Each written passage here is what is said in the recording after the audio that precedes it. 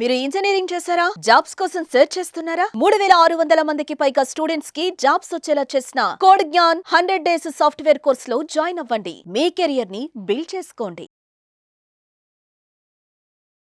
నమస్తే, welcome to Suman TV. Father responsibility towards son. So అసలు ఎటువంటి పాఠాలు నేర్పించాలి తన తనయుడికి ఒక తండ్రి?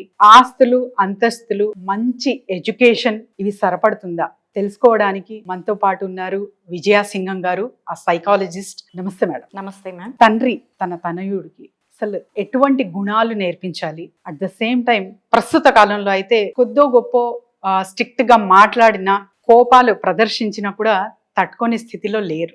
లైఫ్ అనేది ఎలా ఉంటుంది అండ్ మనకు ప్రాబ్లం వచ్చినప్పుడు ఎస్పెషలీ దాన్ని తట్టుకునే శక్తి ఎలా మనలో మనం బిల్డ్ చేసుకోవాలి అనేది తండ్రి తనయుడికి ఎలా నేర్పించాలి మా? ఇక్కడ తండ్రి ఒక కొడుకుకి నిజమైనటువంటి హీరో, మనం అంటాం మొదటి హీరో అని. కానీ ఒక ఆదర్శంగా తీసుకునేటువంటి వ్యక్తుల్లో మొదటి వ్యక్తి తండ్రి అవుతాడు కొడుకు. కాబట్టి ఎటువంటివి నేర్పించాలి అంటే, ఇప్పుడు వచ్చేటువంటి జనరేషన్కి తగ్గట్టుగా ఏం చెప్పాలి అన్ని మెళకువలు అంటే, మొట్టమొదటిగా నిజమైనటువంటి బలం అంటే ఏంటి అనేది తెలియపరచాలి. ఇప్పుడు చాలా మంది అంటే టీనేజర్స్ జిమ్కి వెళ్తున్నారు, శారీరక దారుఢ్యాన్ని ఎలా పెంచుకోవాలి, ఎలా సిక్స్ ప్యాక్ చేసుకోవాలి, ఎంత స్టేబుల్గా ఉండాలి అనే దాంట్లో బాగా కాన్షియస్గా ఉంటున్నారు.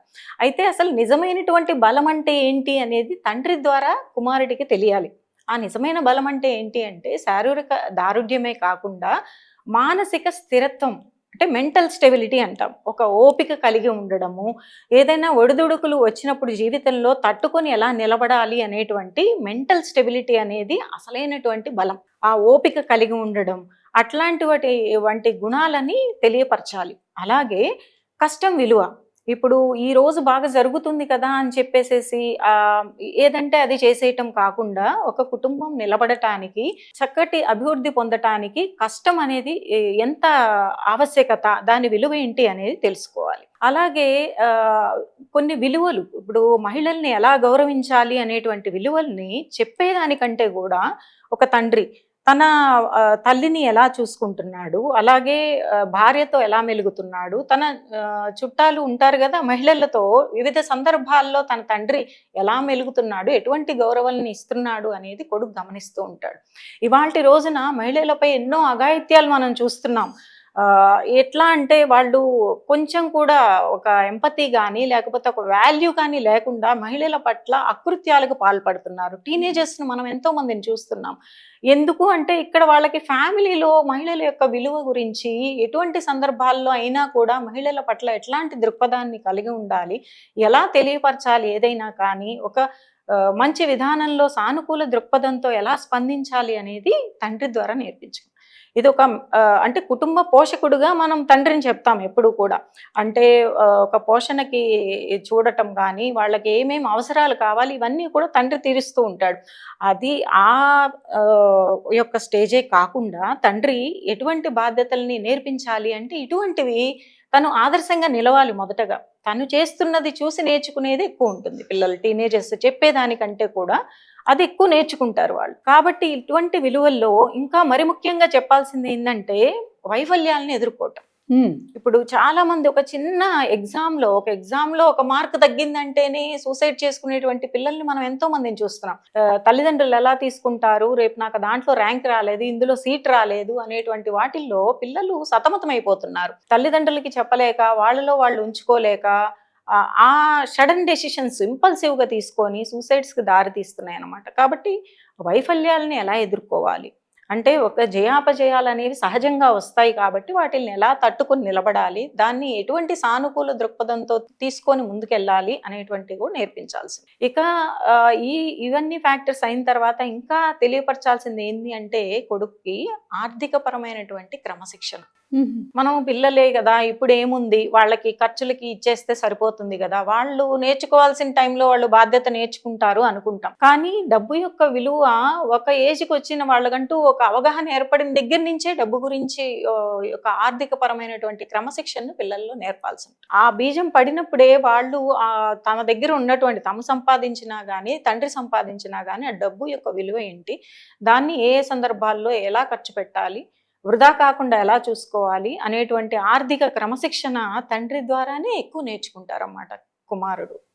అసలు ఎలా నేర్పించాలి విజయసింహం గారు? యాక్చువల్లీ అంటే ఏదైనా చాలా వరకు టీనేజర్స్ గురించి మాట్లాడుతున్నాను నేను. సో ఫ్రెండ్స్ పార్టీస్ చేస్తుంటారు అండ్ తర్వాత వీళ్ళ దగ్గర ఫలానా కార్ ఉంది, అలాంటి మైండ్ సెట్స్ గమనిస్తూ ఉంటాం పిల్లల్లో. సో మన ఆర్థిక పరిస్థితి కానివ్వండి అండ్ మన బడ్జెట్ కానివ్వండి, ఖర్చులు కానివ్వండి, ఇవన్నీ ట్రాన్స్పరెంట్ గా పిల్లలతో మనం చర్చించాలా, లేకపోతే జస్ట్ నువ్వు ఇలానే ఉండు అని స్ట్రిక్ట్ గా వ్యవహరించాలా? మీరు చెప్తుంటే మీరు అన్న దాంట్లో ఒక ముఖ్య విషయం రాలేదు, ఏంటంటే మొబైల్ ఫోన్.